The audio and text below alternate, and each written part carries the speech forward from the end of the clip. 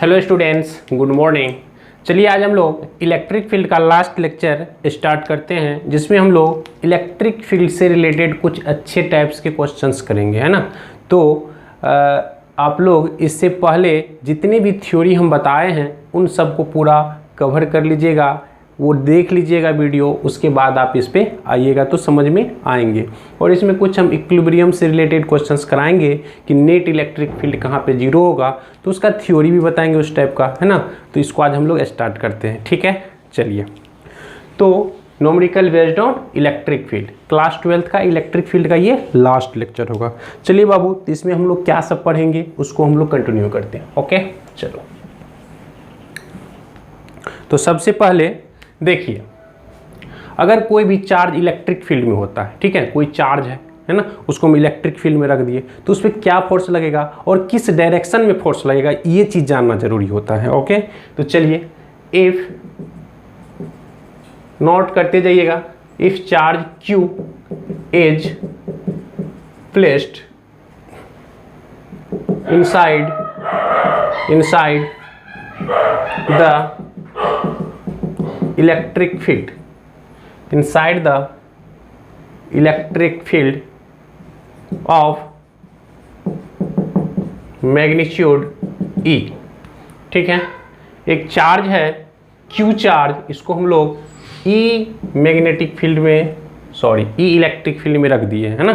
तो क्या इस पे फोर्स लगेगा और किस डायरेक्शंस में फोर्स लगेंगे, इस चीज़ को हम लोग देखते हैं। ओके, देखो यहाँ पे, मान लो यहाँ पे Q चार्ज है, ठीक है बाबू, Q चार्ज है, प्लस Q है, तो इस पर क्या फोर्स लगेगा।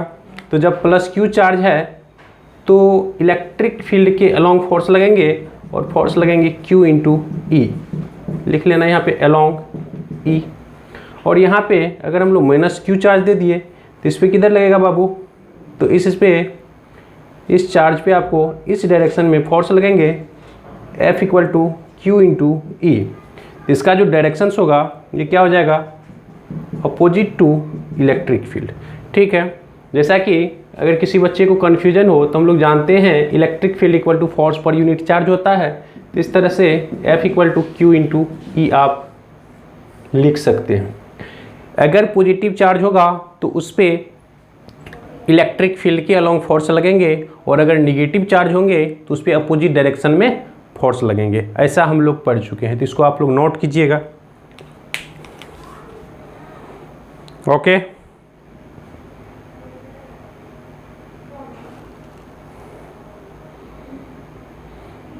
ठीक है। चलिए, तो पॉजिटिव चार्ज पे इलेक्ट्रिक फील्ड के अलोंग फोर्स लगता है और निगेटिव चार्ज पे उसके अपोजिट डायरेक्शंस में फोर्स लगता है, ठीक है।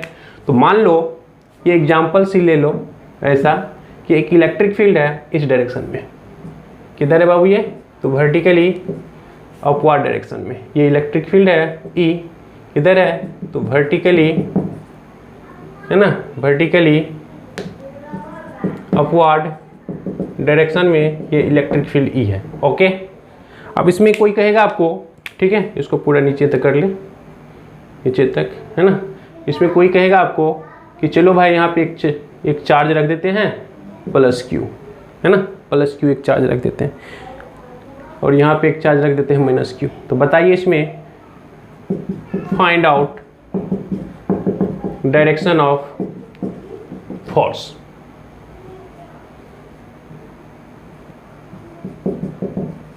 एक्टिंग ऑन चार्ज, तो आप इस चार्ज पे जो फोर्स लग रहे हैं उसका क्या डायरेक्शंस होंगे वो बताएंगे, ठीक है। तो जैसा कि हम यहाँ पे देख रहे हैं कि चार्ज इसमें रखा हुआ है और इलेक्ट्रिक फील्ड जो है जिसका मैग्नीट्यूड E है उसका डायरेक्शंस ऊपर की तरफ है, अपवर्ड डायरेक्शंस में, ठीक है। तो हम लोग जानते हैं कि पॉजिटिव चार्ज पे सेम डायरेक्शंस में लगते हैं, तो लिखेंगे, सॉल्यूशंस में लिख सकते हो, force on plus Q F equal to Q into E, किधर हो जाएगा, तो सेम डायरेक्शंस में हो जाएगा, ये अपवर्ड डायरेक्शन में हो जाएगा। किधर होगा बाबू, अपवर्ड, है ना। और फोर्स ऑन माइनस Q, ये अपोजिट डायरेक्शंस में हो जाएगा, F equal to minus Q into E, ये किधर हो जाएगा, तो डाउनवर्ड हो जाएगा, है ना, इस पे नीचे की तरफ लग जाएगा force. This is in downward direction. Okay, तो ये आपका फाइनल आंसर हो जाएगा। आप लोग नोट कीजिए इसको, फिर आगे देखते हैं इससे रिलेटेड क्या क्वेश्चन बन सकते हैं।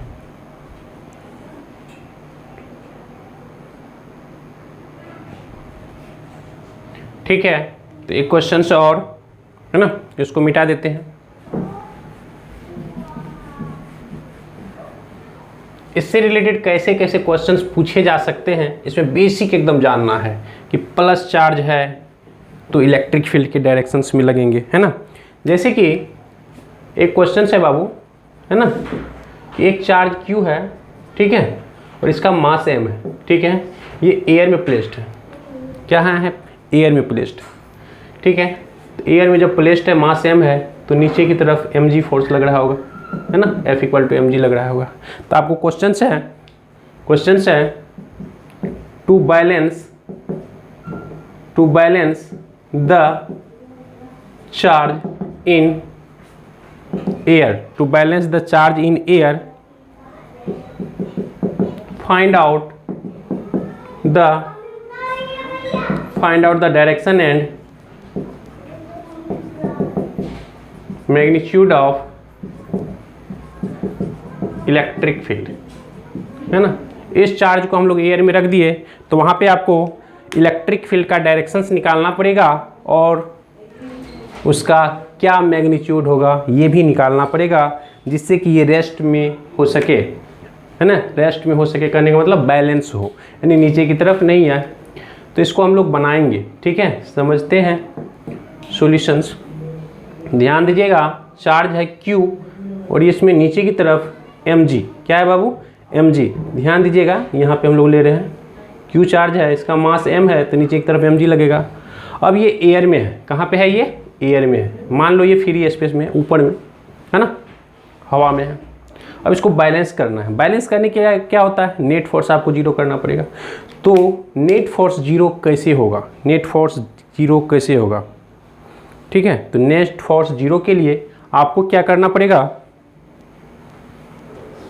ये पॉजिटिव चार्ज है ना, ये भी आपको दिया हुआ है, नेगेटिव नहीं है, नहीं कुछ बोला गया तो पॉजिटिव ही है ना। तो इसको हम लोग इलेक्ट्रिक फील्ड में रखेंगे। ओके, तो इलेक्ट्रिक फील्ड का डायरेक्शंस क्या होगा? तो ये पॉजिटिव चार्ज है, तो इस पर जो फोर्स लगेगा ड्यू टू इलेक्ट्रिक फील्ड, उसका डायरेक्शन इसके अपोजिट होना चाहिए। तो इसमें फोर्स किधर लगना चाहिए बाबू? ऊपर की तरफ फोर्स लगना चाहिए, F = Q × E। तब नहीं ये इसको बैलेंस करेगा, तभी इसको बैलेंस कर पाएगा। तो इस तरह से आप यहाँ पे दिखा सकते हो कि एक इलेक्ट्रिक फील्ड है जो कि ऊपर की डायरेक्शंस में है। किधर है बाबू? ऊपर की डायरेक्शंस में। अब इसमें ये प्लस Q रखा हुआ है, तो नीचे की तरफ mg और ऊपर की तरफ QE, ये एक दूसरे को बैलेंस कर लेगा, ठीक है, एक दूसरे को बैलेंस कर लेगा, ठीक है। तो for balance the charge in air, direction of electric field is in upward directions, ठीक है। यहाँ तक तो क्लियर हो गया कि अपवर्ड डायरेक्शन में होगा। और मैग्नीट्यूड की बात आई, तो मैग्नीट्यूड क्या हो जाएगा बाबू? तो फोर मैग्नीट्यूड,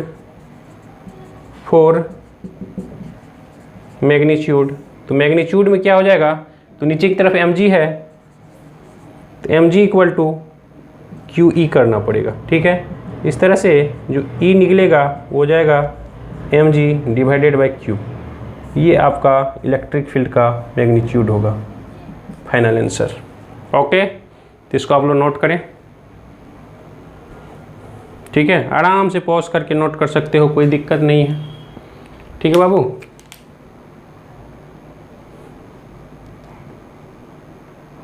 सही है।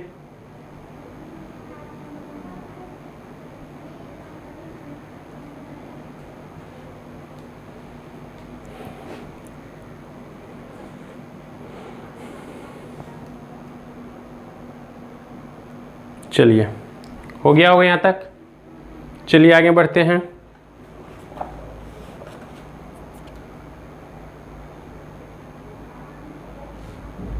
एक क्वेश्चन और इसी से related, same to same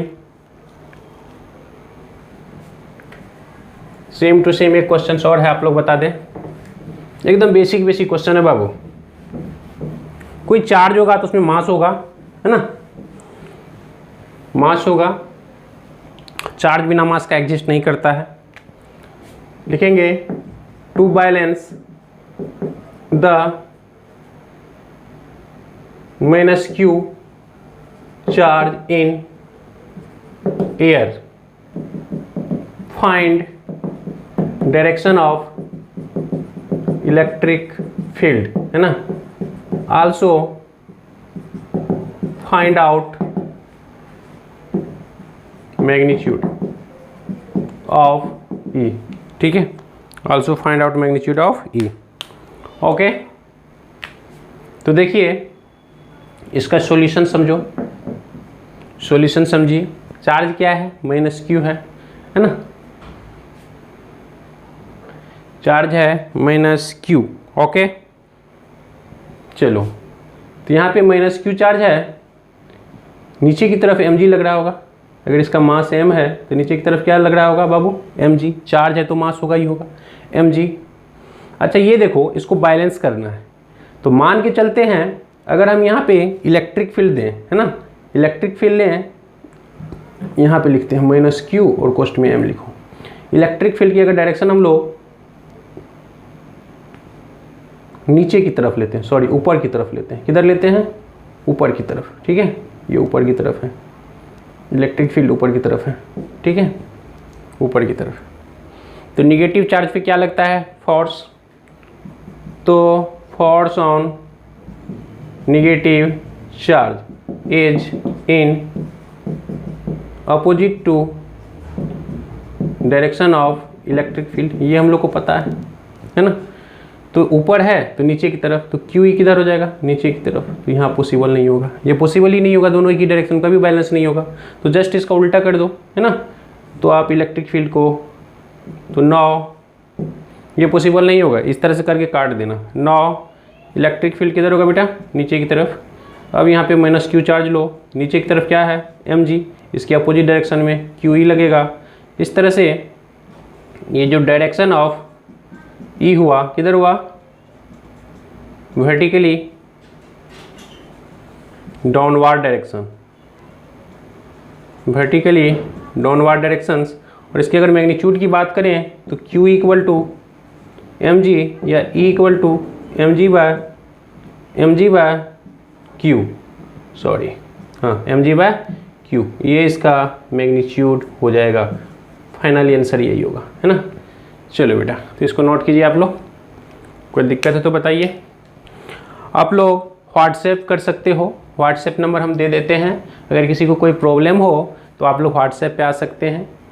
1 bye 1 lecture आप लोग कूलम्ब्स लॉ, चार्ज से शुरू करना, फिर कूलम्ब्स लॉ और फिर इलेक्ट्रिक फील्ड तक आना।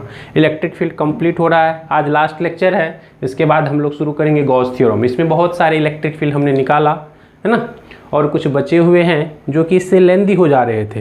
तो उसी को, है ना, उसी इलेक्ट्रिक फील्ड को फाइंड आउट करने के लिए हम लोग गॉस थ्योरम पढ़ेंगे। उससे आसानी से इजी वे में आपको इलेक्ट्रिक फील्ड फाइंड आउट हो जाएगा।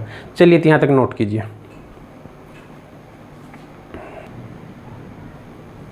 ठीक है बेटा, तो इसको मिटा देते हैं, आगे कंटिन्यू करते हैं। ठीक है, तभी तक हम सीखे कि किसी भी इलेक्ट्रिक फील्ड में अगर हम लोग चार्ज को रखें तो उस पर क्या फोर्स लगता है ना।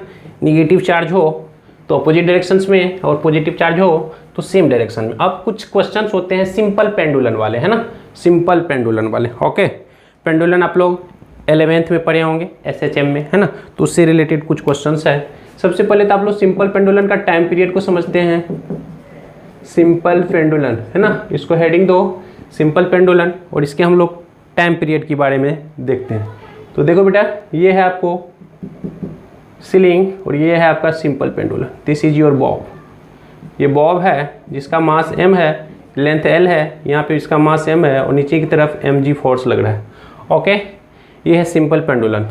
तो इसका जो टाइम पीरियड होगा लिखना as we know time period of simple pendulum, ये हम लोग जानते हैं। ओके, आप यूनिट डायमेंशंस पढ़े होंगे तो वहाँ पर भी आप ये पढ़े होंगे, है ना, और नहीं तो SHM में तो पढ़े ही होंगे। ओके, तो ये टाइम पीरियड होता है 2π√L/G, जहाँ पे वेयर एल क्या है, लेंथ, और जी क्या है, ग्रेविटेशनल एक्सीलरेशंस। ठीक है, ओके। तो ये दो चीज़ होती है। अब क्वेश्चंस यहाँ से नहीं बनता है, ये टाइम पीरियड से रिलेटेड कुछ क्वेश्चंस हम लोग इसमें करेंगे। क्या करेंगे, तो इस पेंडुलम को हम लोग क्या करेंगे, इस बॉब को चार्ज कर देंगे और ले जाके इलेक्ट्रिक फील्ड में रख देंगे। क्या कर देंगे, इलेक्ट्रिक फील्ड में रख देंगे। ओके, तो अब देखो क्या होता है। तो यहाँ तक आप लोग नोट कीजिए पहले, फिर आगे देखते हैं। ठीक है, चलो। तो ये पेंडुलम से रिलेटेड क्वेश्चंस है। एक पेंडुलम है ना, जिसका लेंथ एल है और बॉब जिसका मास एम है। तो इसका जो टाइम पीरियड होता है टी इक्वल टू 2π√100L/g होता है। इस चीज़ को आप लोग याद रखिए। ओके, चलिए अब क्या करते हैं, इस सिंपल पेंडुलम के बॉब को चार्ज कर देते हैं और उसको हम लोग इलेक्ट्रिक फील्ड में प्लेस करते हैं। तो कहानी क्या होता है वो समझते हैं। ठीक है, तो लिखिएगा व्हेन बॉब इज, है ना, when Bob is charged and placed, when Bob is charged and placed in side the electric field E. ठीक है, क्या किए हम लोग, बॉब को चार्ज कर दिए, बॉब को चार्ज कर दिए और इलेक्ट्रिक फील्ड में उसको रख दिए। देखिए, तो इलेक्ट्रिक फील्ड है तो उसका डायरेक्शंस होंगे। सिंपल सी बात है, इलेक्ट्रिक फील्ड होगा तो उसका डायरेक्शंस होगा। तो इसमें दो सिचुएशंस ले लेते हैं, एक बार वर्टिकली डाउनवर्ड, एक बार वर्टिकली अपवर्ड। देखते हैं उसके लिए क्या होगा। तो पहला सिचुएशंस, व्हेन, इस तरह से लिखो, if electric field is in vertically downward directions। अगर इलेक्ट्रिक फील्ड का डायरेक्शंस नीचे हो तो क्या होगा बेटा, देखो। तो यहाँ पे एक बॉब ले लेते हैं, यानी पेंडुलम बना लेते हैं पहले। ओके, चलो, ये पेंडुलम हो गया, ये मास m है जिसको चार्ज किए q, है ना, और यहाँ पे इलेक्ट्रिक फील्ड किधर है, नीचे एक तरफ, नीचे एक तरफ इलेक्ट्रिक फील्ड है। ठीक है, ये इलेक्ट्रिक फील्ड है, समझिएगा, इलेक्ट्रिक फील्ड नीचे एक तरफ। ठीक है, अब देखो हमको टाइम पीरियड निकालना है। Time period T equal to वाट।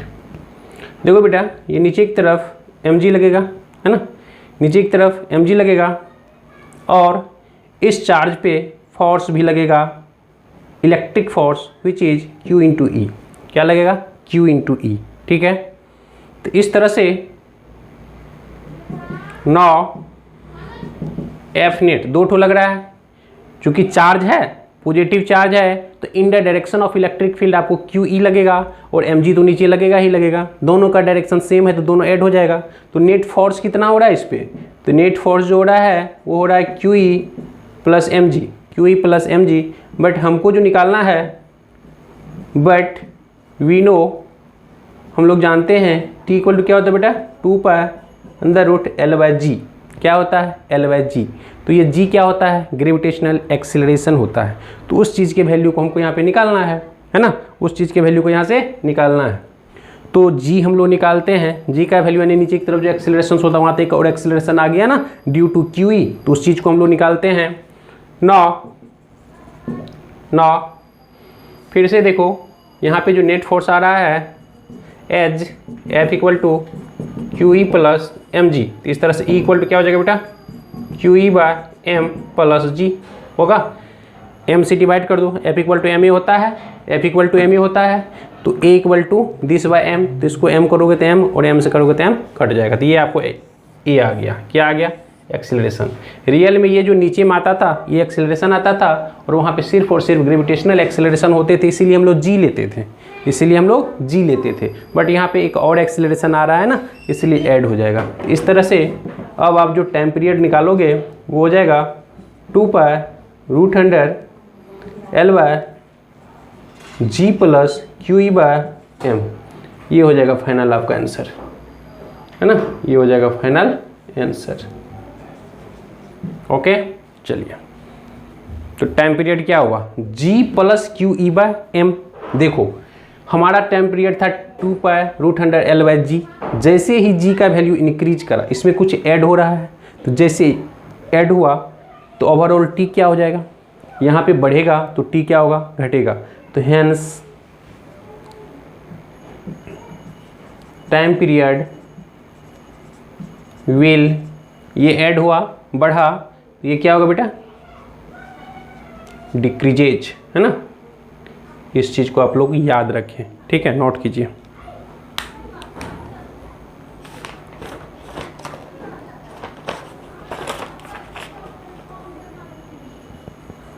ठीक है, लिखिए।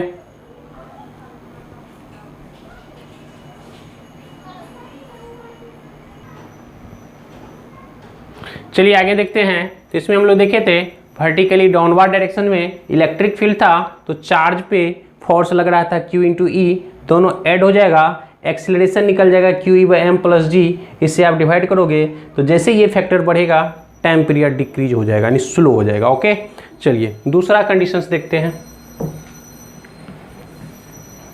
दूसरा कंडीशंस में क्या करोगे, इलेक्ट्रिक फील्ड को वर्टिकली अपवर्ड डायरेक्शन में रखते हैं। किधर करते हैं, वर्टिकली अपवर्ड डायरेक्शंस में। ओके, तो दूसरा कंडीशंस लिखना, if electric field in vertically upward directions, है ना, अपवर्ड डायरेक्शंस, ऊपर की तरफ। ठीक है, तो यहाँ पे देखिए, ध्यान देना, यहाँ पे एक पेंडुलन है, ये QM है ना, QM है ना, और यहाँ पे इलेक्ट्रिक फील्ड का डायरेक्शन ऊपर की तरफ है। ठीक है, ये ऊपर की तरफ है, ऊपर है इलेक्ट्रिक फील्ड। ओके, तो इसमें नीचे की तरफ आपको mg लग जाएगा और ऊपर की तरफ Q × E लग जाएगा। ओके, चूँकि पॉजिटिव चार्ज है तो जिस डायरेक्शन में इलेक्ट्रिक फील्ड उसी डायरेक्शन में आपको क्या लगाना पड़ेगा, इलेक्ट्रिक फोर्स, है ना। नाउ नेट फोर्स F = क्या हो जाएगा बेटा, एक ऊपर है और एक नीचे है, तो क्या हो जाएगा बोलो। तो इसमें आप QE - mg ले सकते हो या mg - QE ले सकते हो, यही दो काम कर सकते हो। तो ऐसा करो, mg - QE कर लो, mg - QE। ठीक है, इस तरह से F को आप ma लिख सकते हो और यहाँ से mg - QE लिख सकते हो। इस तरह से A = g - Q × E/m लिख सकते हो, उल्टा भी कर सकते हो, कोई दिक्कत नहीं है ना। हो सकता है कि कभी mg का वैल्यू बड़ा हो तो इसमें से उसको माइनस कर देना, तो नीचे की डायरेक्शंस में होगा। हो सकता है कभी उसका वैल्यू ज़्यादा हो, लेकिन इसी का ज़्यादा होगा जनरली, है ना। चलिए, ये हो गया। अब हम लोग को क्या करना है, टाइम पीरियड निकालना है। क्या करना है, टाइम पीरियड निकालना है। ओके, यहाँ तक देखिए, इसके बाद time period. Now time period of pendulum क्या हो जाएगा बेटा, T = 2π√100L/g - QE/m। QE/m, ध्यान दीजिएगा, ये जो नीचे वाला फैक्टर है g इसमें डिक्रीज कर रहा है ना। तो लिख सकते हो finally, hence time period will, ये डिक्रीज करेगा तो वो क्या हो जाएगा बेटा, इंक्रीजेज, यानी धीरे धीरे जो है ना स्विंग करेगा पेंडुलन अब, है ना। इस तरह से आप लिख सकते हो। ठीक है, इसमें कभी कभी टेंशन भी पूछ लिया जाता है ना, टेंशन भी पूछ लिया जाता है। तो ऊपर की तरफ टेंशन होता है ना, यहाँ पे देखो, ये नीचे की तरफ लगेगा तो टेंशन ऊपर की तरफ ही होगा ना। टेंशन अगर पूछेगा यहाँ पे तो बगल में तुम लिख सकते हो, न्यूटन्स लॉ तो पढ़े ही होंगे ना। तो ऊपर की तरफ क्या हो जाएगा, T + QE = mg, बैलेंस में है ना। तो T = क्या हो जाएगा बेटा, QE उल्टा हो गया, ये इधर चला जाएगा, mg - QE हो जाएगा, है ना। और उस वाले सिचुएशन में क्या था, T = mg + QE था उस वाले में, है ना। ये कब था, जब अपवर्ड था। इसी तरह से जब डाउनवर्ड था तो उसमें टेंशन क्या था बेटा, डाउनवर्ड वाले में क्या था, नीचे की तरफ QE भी था, नीचे की तरफ mg भी, और T तो ऊपर लग रहा था ना। तो T = mg + QE, तो टेंशन भी आप निकाल सकते हो इस तरह से। अगर आपको एम जी क्यू ई का वैल्यू पता हो तो आप टेंशन भी निकाल सकते हो इस तरह से। तो ये दूसरा सिचुएशंस था जिसमें इलेक्ट्रिक फील्ड का डायरेक्शन वर्टिकली अपवार्ड लिया, इससे पहले वाले में डाउनवार्ड लिया था। अब हॉरिजॉन्टल लेने वाले हैं, नोट कीजिए।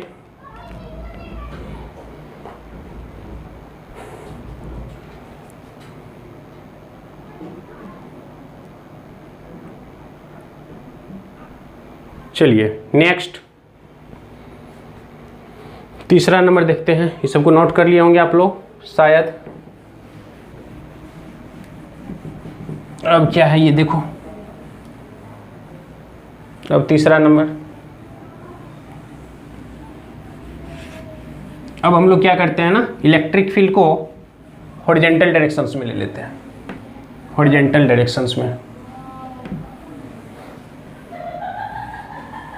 देखो तीसरा सिचुएशंस, व्हेन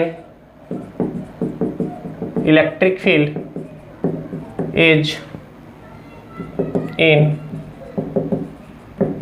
हॉरिजॉन्टल डायरेक्शंस।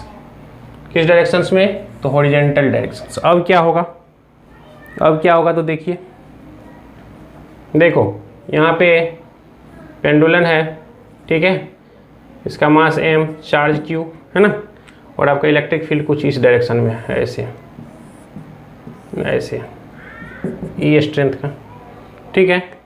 देखो बाबू, इस पे नीचे की तरफ है ना, ये m है, q है, ठीक है,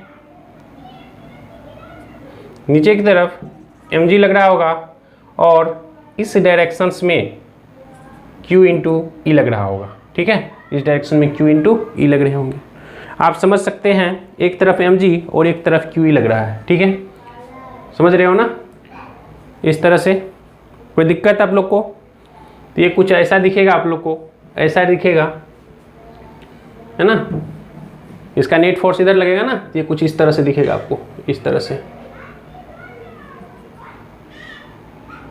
ये इलेक्ट्रिक फील्ड है, ध्यान दीजिएगा, दिस इज इलेक्ट्रिक फील्ड, और ये कुछ इस जगह पे आके दिखेगा, इस जगह पे, इस डायरेक्शन में q इंटू ई और इस डायरेक्शन में m इंटू जी। इसका नेट फोर्स इधर लगेगा, ठीक है, नेट इधर लगेगा, और इन दोनों के बीच का एंगल 90 डिग्री है, देख रहे हो, ये f नेट है, ठीक है, इस तरह से। यहाँ से थीटा एंगल ले लो, ठीक है, थीटा है तो ये भी थीटा होगा, या जो भी हो, इसको थीटा हम नहीं बोल सकते हैं, चलिए इसको थीटा नहीं बोल सकते, ये थीटा है, ठीक है। ये डिपेंड करेगा कि mg और qe का वैल्यू क्या है, उस पर डिपेंड करेगा। तो जैसे ही इस पर फोर्स लगेगा, नेट फोर्स उधर, तो उधर स्लाइड हो जाएगा। ये यहाँ था, यहाँ से वहाँ चला गया, देखो यहाँ पे जैसे ही रखे तुरंत उस सिचुएशंस में चला जाएगा। इस सिचुएशंस में बीच का एंगल 90 डिग्री है और दो फोर्स लग रहे हैं, 90 डिग्री बीच का एंगल है। तो यहाँ पर जो एफ नेट होगा आपका बेटा, एफ नेट, ये सिंपली आपको QE का होल स्क्वायर प्लस mg का होल स्क्वायर हो जाएगा, ओके। इस तरह से आप ले सकते हो, लेकिन हमको पता है कि ये तो ma के बराबर होता है, तो ये तो ma के बराबर हो जाएगा आपको QE का होल स्क्वायर प्लस mg का होल स्क्वायर, ठीक है। देखिए ध्यान दीजिए, बात समझ में आ रही है ना, इस तरह से। तो हमको तो एक्सेलरेशन निकालना है ना, हमको एक्सेलरेशन चाहिए, तो एक्सेलरेशन इक्वल टू क्या हो जाएगा, तो 1/m root under q square E square plus m square g square, okay. ध्यान दीजिएगा, ए निकालना है हमको, m को अंदर भेज देते हैं, जैसे ही m को अंदर भेजेंगे तो m स्क्वायर हो जाएगा, तो QE/m का होल स्क्वायर, और यहाँ m स्क्वायर हो जाएगा तो कट जाएगा, तो ये बचेगा जी स्क्वायर, ओके। देखो इस तरह से, तो ये आपका एक्सेलरेशन निकल गया। जब एक्सेलरेशन निकल गया तो फिर टाइम पीरियड निकालना तो आसान सी बात हो गई, फाइनल ये निकालना था, इसीलिए time period of pendulum t equal to 2π under root L by, और g की जगह क्या रखोगे, क्या रखेंगे बोलिए, a का वैल्यू रखोगे ना, a का वैल्यू रखना है हमको, तो इसको हम लोग यहाँ पे रख सकते हैं, कोई दिक्कत नहीं है, ठीक है, इस तरह से। L/G, G की जगह ये रखेंगे, ओके। चलो, तो इस तरह से हम लोग उस वैल्यू को यहाँ पे रख सकते हैं।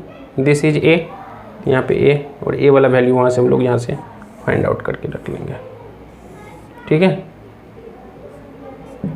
ये वैल्यू यहाँ से हम लोग पुट कर लेंगे। कोई दिक्कत बोलो बेटा? नहीं। अब भी देखो, ये जो g था ना, उसका वैल्यू अभी भी बढ़ रहा है ना। g का वैल्यू अभी भी क्या हुआ? जी स्क्वायर L/G था ना, तो इसका देखो वैल्यू अभी भी बढ़ रहा है ना। अभी भी ये वैल्यू बढ़ रहे हैं। ओके, तो अभी भी ये नीचे वाला फैक्टर इंक्रीज करेगा तो टाइम पीरियड डिक्रीज करेगा। Hence time period will decreases. Okay, ये फाइनली आपको यहाँ तक पहुँचे। नोट कीजिएगा, कोई दिक्कत हो तो बताइए, ज़रूर आप लोग कमेंट करना, व्हाट्सएप करना अगर दिक्कत हो तो। यहाँ तक पहुँचिए। तो ये था आपको कि किसी सिंपल पेंडुलम्स को हम लोग इलेक्ट्रिक फील्ड में रख दिए, इलेक्ट्रिक फील्ड का डायरेक्शंस वर्टिकली अपवार्ड किए, डाउनवार्ड किए और हॉरिजॉन्टल किए, तो उसके टाइम पीरियड में क्या इफेक्ट पड़ेंगे। तो इस तरह का अगर कॉन्सेप्ट आपको क्लियर हो गया तो ये सारे क्वेश्चंस आप लोग आसानी से कर सकते हो, कोई इशू नहीं है। ओके, चलिए नोट कीजिए। चलिए ठीक है, तो जैसा कि हम लोग टाइम पीरियड देखे पेंडुलम का, पेंडुलम को हम लोग इलेक्ट्रिक फील्ड में रखे तो उस पर क्या आ रहा था? फोर्स लग रहा था ड्यू टू इलेक्ट्रिक फील्ड, और खुद उसका अपना मास था, उसकी वजह से भी फोर्स लग रहे थे। तो वहाँ पे हमने टाइम पीरियड देखा कि T = 2π√100L/G आता था, और उस G का वैल्यू चेंज हो रहा था, यानी एक्सेलरेशन, नेट एक्सेलरेशन चेंज हो रहा था, जिसकी वजह से फोर्स यानी कि टाइम पीरियड भी चेंज हो रहे थे। कहने का मतलब फोर्स चेंज होगा तो एक्सेलरेशन चेंज होगा, और एक्सेलरेशन चेंज होगा तो टाइम पीरियड में भी इफेक्ट पड़ेंगे। तो 3 सिचुएशंस देखे थे। इससे रिलेटेड अगर क्वेश्चंस होगा तो आप लोग बना सकते हो, बहुत आसान क्वेश्चंस बनते हैं। चलिए ठीक है, अब हम लोग 2 चार्ज लेते हैं सिमिलर नेचर के और फिर अपोजिट नेचर्स के, और उसके बीच देखेंगे कि इलेक्ट्रिक फील्ड का पोजिशंस कहाँ पे जीरो होगा, यानी जीरो इलेक्ट्रिक फील्ड कहाँ पे बनते हैं ना। तो हेडिंग देंगे अब to find out position of zero electric field। क्या है बेटा? Zero electric field. Okay, zero electric field का पोजीशंस कहाँ होगा, इस चीज को हम लोग को पढ़ना है। ठीक है, 2 चार्ज लेंगे, वो दोनों चार्ज सिमिलर नेचर के भी हो सकते हैं और अपोजिट नेचर के भी हो सकते हैं। ठीक है, तो सबसे पहले हम लोग सिमिलर नेचर लेके देखेंगे और उसके बाद अपोजिट नेचर लेके देखेंगे। ठीक है, तो केस फर्स्ट में लिखिएगा when charge are of similar nature, एक ही तरह का चार्ज हो तो क्या होगा। ओके, तो यहाँ पे देखो 2 चार्ज लिए, ये 2 चार्ज, एक Q1 और एक Q2, और दोनों ही एक ही नेचर का। मान लो दोनों पॉजिटिव है ना, दोनों पॉजिटिव है, और दोनों के बीच का डिस्टेंस जो है ये दिस इज R। ध्यान दीजिएगा, इसके बीच में इलेक्ट्रिक फील्ड का वैल्यू कहाँ पे जीरो होगा, ये हमको निकालना है। तो हमको पता है कि एक इलेक्ट्रिक फील्ड का वैल्यू निकालने के लिए अगर चार्ज यहाँ पे है और यहाँ से R डिस्टेंस पे इलेक्ट्रिक फील्ड निकालोगे तो KQ/R² हम लोग लेते हैं। ओके, KQ/R² लेते हैं। तो हम लोग सोचते हैं सबसे पहली बात कि आउटसाइड द चार्जेज या फिर इनसाइड द चार्जेज, है ना, कहाँ पे इलेक्ट्रिक फील्ड जीरो होगा। तो सोचिए थोड़ा, 2 मिनट के लिए ध्यान दीजिए यहाँ पे। ओके, तो देखो हम मान लेते हैं कि यहाँ पे इलेक्ट्रिक फील्ड जीरो होगा, मानते हैं। इसकी वजह से डायरेक्शंस इधर होगा E2, ध्यान दो, इसकी वजह से E2 चूँकि पॉजिटिव चार्ज है तो अपने सभी, और इसकी वजह से दूर तो है लेकिन फिर भी इसी डायरेक्शन में होगा E1। तो दोनों का डायरेक्शन सेम है, तो दोनों का डायरेक्शन सेम है तो कभी इलेक्ट्रिक फील्ड जीरो हो सकता है क्या? तो नेट इलेक्ट्रिक फील्ड जीरो या जीरो इलेक्ट्रिक फील्ड इस साइड में तो पॉसिबल नहीं है। ओके, अब देख लेते हैं इस साइड क्या होगा बेटा। तो Q1 पॉजिटिव है, इसकी वजह से इधर होगा E1। ओके, अपने से दूर। अब Q2 क्या है, ये भी पॉजिटिव है, इसकी वजह से भी दूर होगा, थोड़ा कम होगा लेकिन इधर ही होगा।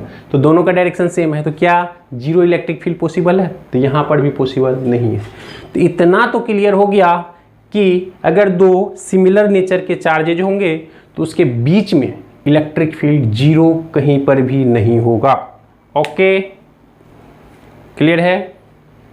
इस पॉइंट को ए मान लो, है ना, ए, और इस पॉइंट को बी मान लो। ओके, बी, ठीक है, सही है। तो ये चीज़ तो हम लोग समझ गए। अब होगा कहाँ? तो बीच में होगा। तो मान लेते हैं कि ये Q1 के करीब होगा, है ना, और यहाँ थोड़ा सा एजम्पशंस ले लो कि Q1 से बड़ा है Q2, ठीक है। ध्यान दीजिएगा, ये हम आगे चल के समझ लेंगे इस चीज़ को, ठीक है। तो इसके करीब होगा, इस पॉइंट पे, ओ पॉइंट पे इलेक्ट्रिक फील्ड जीरो होगा। इसकी वजह से इधर होगा E1 और इसकी वजह से इधर होगा E2। तो ये जो यहाँ से यहाँ तक का दूरी है, दिस इज x, लेट कर लिए, मान लिए हम लोग। तो ये दूरी क्या होगा यहाँ से लेकर यहाँ तक? तो अगर ये x होगा बाबू, है ना, अगर ये x होगा तो ये होगा r-x। ओके, तो यहाँ पे इलेक्ट्रिक फील्ड जीरो हम क्यों मान है, इस बात को भी समझिए। हमने यहाँ पे माना है कि Q1 छोटा है। Q1 क्या है? ये छोटा है, स्मॉलर चार्जेज है। क्या है? स्मॉल चार्ज है। और Q2 क्या है? बड़े चार्जेज है। तो ये छोटा चार्ज है तो इसका स्ट्रेंथ Q/r²। तो ये नज़दीक मिले रहे हैं। ओके, नज़दीक में इलेक्ट्रिक फील्ड का स्ट्रेंथ ज़्यादा होगा, और ये बड़े चार्ज है तो दूर में भी उससे इसके कंपैरिजन में ज़्यादा ही होगा। तो इससे बहुत दूर कर देते हैं और इससे बहुत करीब कर देते हैं, तो मिनिमाइज होकर यहाँ पे जीरो हो सकता है, मे बी। बात समझ रहे हो? और अगर कहेंगे इसी के बगल में ले लो तो इसका तो बहुत ज़्यादा है और इसका और कम हो जाएगा, कभी जीरो होगा? नहीं होगा। ओके, इस तरह से चलिए देख लेते हैं। तो अब दोनों को बैलेंस कर दो, तो 9 E1 इक्वल टू E2, दोनों का मैग्नीट्यूड जीरो होगा, है ना, दोनों का मैग्नीट्यूड जीरो नहीं बराबर होगा, यानी एक में से दूसरे को माइनस करोगे तो जीरो होगा, नेट जीरो होगा। ओके, तो E1 इक्वल टू E2 हो जाएगा, चूंकि E1 minus E2 equal to zero, तो E1 equal to E2। E1 बोलो, इसकी वजह से इलेक्ट्रिक फील्ड यहाँ पे क्या हो जाएगा बेटा? Q1/x², और इसकी वजह से वहाँ पे क्या हो जाएगा?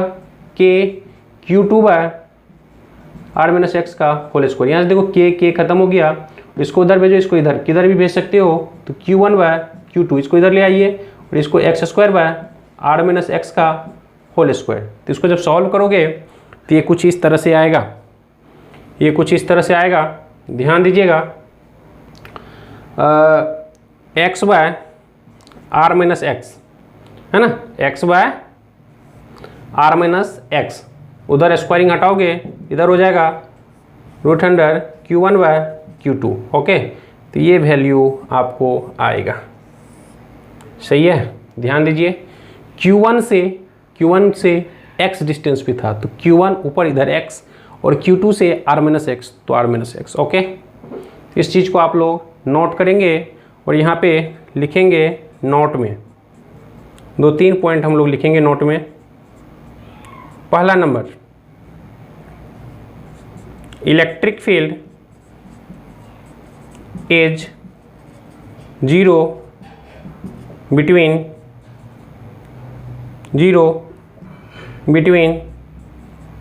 The charges. ठीक है, कहाँ पे है? तो बिटवीन द चार्जेज। दूसरी बात, किसके क्लोज है? तो स्मॉलर चार्जेज के क्लोज है ना। दूसरी बात, close to smaller charges. Direct formula से भी निकाल सकते हो, नहीं तो वहाँ से तो कर ही सकते हो। दोनों को बैलेंस कर लेना, ये याद क्यों रखोगे फालतू का, है ना। कॉन्सेप्ट आना चाहिए। तो ये दोनों पॉइंट आपको आना चाहिए कि इलेक्ट्रिक फील्ड जीरो होगा कहाँ पे? बीच में, है ना। कहाँ पे? बीच में, है ना। और किसके करीब में? स्मॉलर चार्जेज के करीब में। इस चीज़ को आप लोग नोट कीजिए, फिर हम अपोजिट चार्जेज वाले बताएंगे, बट उससे पहले क्वेश्चन इस पर करेंगे। नोट कीजिए पहले।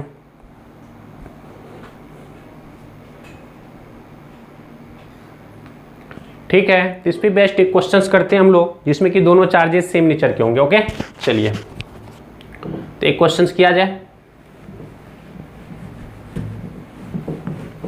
तो सेम नेचर वाले में बीच में होगा और स्मॉल चार्ज के करीब होगा, इतना तो दिमाग में लेके चलना। ओके, चलिए तो यहाँ पे क्वेश्चंस है find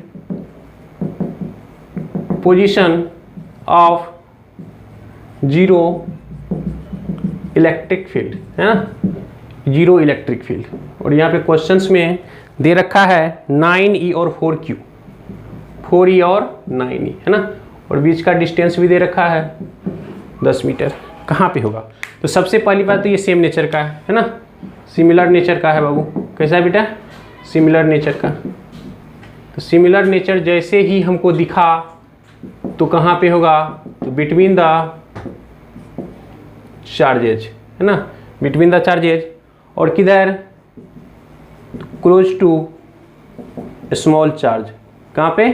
close to smaller charges. Okay, तो ये दो बात हम लोग अभी डिस्कस कर लिए हैं। स्मॉल कौन है ये? तो इसके करीब चले आइए यहाँ पे, और ये डिस्टेंस को मान लो x, ये डिस्टेंस को मान लो 10 है ना बेटा, तो 10 माइनस एक्स यहाँ पे ये पॉइंट पे 0 इधर और इधर, ठीक है।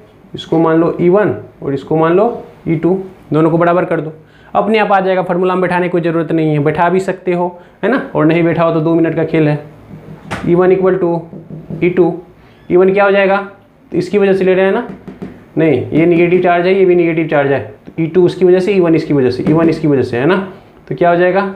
K 9e/10 माइनस एक्स का होल स्क्वायर, और यहाँ पे K 4e/ है ना x square, 4e/x square. Okay, अब देखो यहाँ से E से K कट गया। ओके, अब इन दोनों को इधर उधर कर दो, तो 9/4 इसको उधर कीजिए और इसको इधर लाइए, तो 10 माइनस x/x होल स्क्वायर हो जाएगा। स्क्वायरिंग हटाओगे तो ये 3/2 होगा, और इधर 10 माइनस x/x हो जाएगा। ओके, इसको सॉल्व करते हैं आगे। इसको जो सॉल्व करोगे क्या आ जाएगा? इसको इधर इधर क्रॉस मल्टीप्लिकेशन करो, तो 3x इक्वल टू क्या हो जाएगा बेटा? 2 10 माइनस एक्स, या फिर 3x equal to 20 minus 2x, या इसको उधर करोगे तो 5x इक्वल टू 20, या x equal to 4 metre. Okay, x equal to 4 metre. तो ये डिस्टेंसेज आपका 4 मीटर हो गया। कहाँ से? तो लिखोगे फ्रॉम 4e एंड 6 मीटर। कहाँ से? From 9e। ठीक है, ये आपका फाइनल आंसर नोट करें, ये आपका फाइनल आंसर। ओके,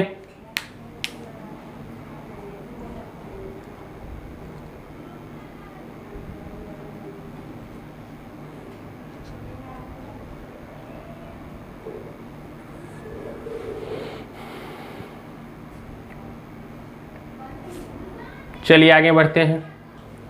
तो ये हो गया आपको सिमिलर नेचर्स वाले। इसके बाद क्या करोगे बेटा? इसके बाद अपोजिट नेचर में हम लोग चलेंगे। किसमें? अपोजिट नेचर में। चलिए पॉज करके नोट कीजिए जिससे नहीं हो पा रहा है। यही लास्ट टॉपिक है, इसमें जीरो इलेक्ट्रिक फील्ड यही बताएंगे और इससे रिलेटेड क्वेश्चंस कराएंगे, कंप्लीट हो जाएगा। तो हम लोग जीरो इलेक्ट्रिक फील्ड देख रहे हैं, सेम नेचर वाले देख रहे हैं, और अब अपोजिट नेचर वाले देखेंगे। तो केस 2 में क्या लिखोगे? When charges are of opposite natures. Opposite natures के हो तो क्या होगा? तो इसमें बेटा देखो, एक यहाँ और एक यहाँ ले लिए, आर डिस्टेंस Q1 Q2 है ना।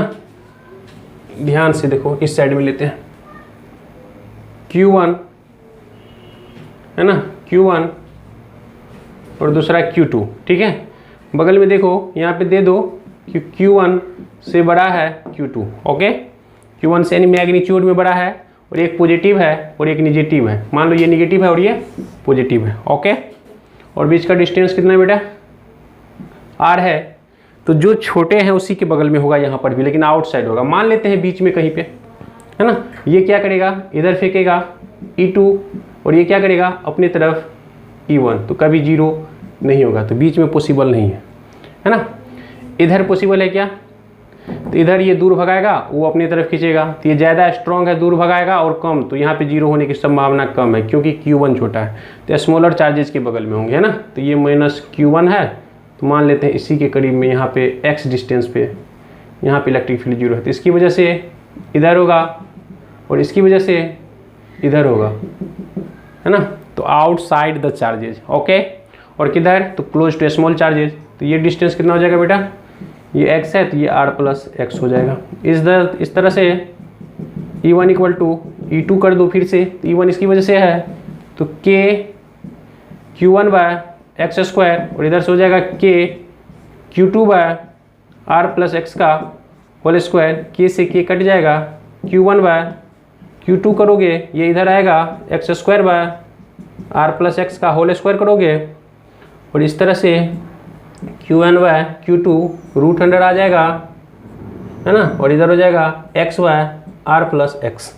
ओके, यही आपका फाइनल यहाँ पे एक रिजल्ट निकला। ओके, इस रिजल्ट का आप यूज कर सकते हो डायरेक्ट, हाँ, नहीं तो ये तो आसान है, ये डायरेक्ट आप यूज कर सकते हो। यहाँ से क्या रिजल्ट निकला, तो आउटसाइड द चार्जेज, है ना, तो लिखेंगे नोट करके, इस चीज़ को आप लोग करिएगा। अपोजिट नेचर का होगा तो बाहर होगा और स्मॉल चार्ज के बगल में होगा। नोट में पहला number, zero electric field is outside the charges, है ना, आउटसाइड द चार्ज यानी बाहर होगा। ओके, दूसरी बात, नियर द या close to the smaller charges. Okay, तो ये दोनों बात है जो कि आप लोग को ध्यान में रखना है। इस पे बेस्ट एक क्वेश्चंस कराते हैं, नोट कीजिए इसको पहले।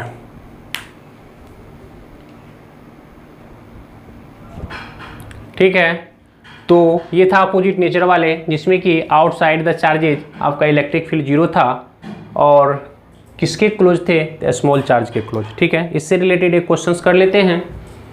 इस तरह का बहुत सारे क्वेश्चंस आप लोग को मिलेंगे करना। ठीक है, इसके बाद ऑलमोस्ट सारे कॉन्सेप्ट हम बता दिए हैं, आप लोग करना।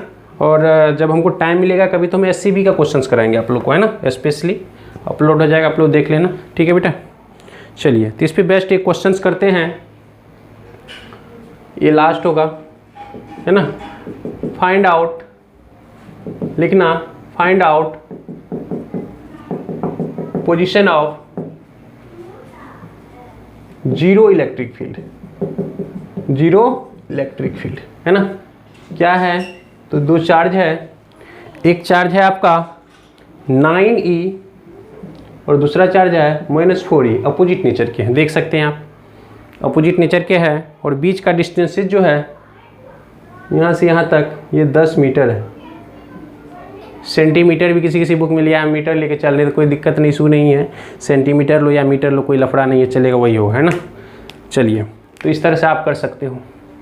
तो सबसे पहली बात, जितना हम पढ़ लिए, किधर होगा जीरो, इधर नहीं होगा, बीच में नहीं होगा, किधर होगा, इसके क्लोज होगा, है ना। इतना तो क्लियर है कि यहाँ पे एक O पॉइंट होगा, है ना, ये x डिस्टेंस पे, और यहीं पे इलेक्ट्रिक फील्ड जीरो होगा। इसकी वजह से जो होगा इलेक्ट्रिक फील्ड, अगर ये पहला पॉइंट है और ये दूसरा पॉइंट है, इसकी वजह से अपनी तरफ E1 और इसकी वजह से अपने से दूर